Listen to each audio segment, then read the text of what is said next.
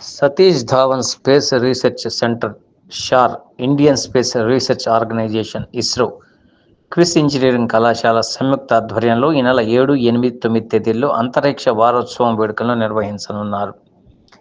భూమిపైన జరిగే అతిపెద్ద అంతరిక్ష వేడుక వరల్డ్ స్పేస్ వీక్ 1957 అక్టోబర్ 4న ప్రపంచంలోని మొట్టమొదటి మానవ నిర్మిత ఉపగ్రహం స్పుత్నిక్ ప్రయోగం, 1967 అక్టోబర్ 10న బాహ్య అంతరిక్షం శాంతియుత ఉపయోగాలపై యుఎన్ ఒప్పందంపై సంతకం చేయడం అంతరిక్ష చరిత్రలోనే మైలురాయి.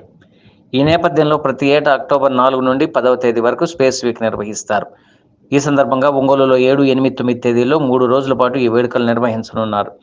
ఈ వేడుకలకు క్విస్ ఇంజనీరింగ్ కళాశాల వేదిక కానున్నట్లు విద్యాసంస్థల అధినేత doctor Nidamanuri Surya Kalyan Chakravarthi, executive vice chairman doctor Nidamanuri Sri Gayatri తెలిపారు.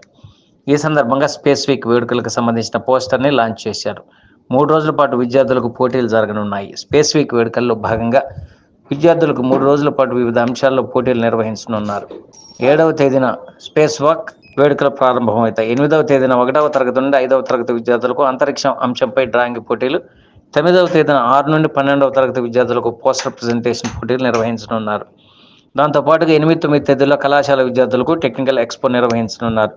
వీటితో పాటుగా విద్యార్థులకు అంతరిక్షం, అక్కడ పరిస్థితులు, శాటిలైట్లు, ఇస్రో లాంచ్ వెహికల్స్ తదితర అంశాల గురించి ఎగ్జిబిషన్ ఏర్పాటు చేయనున్నట్లు world space week 2025 Ongole sub committee వారు వెల్లడించారు.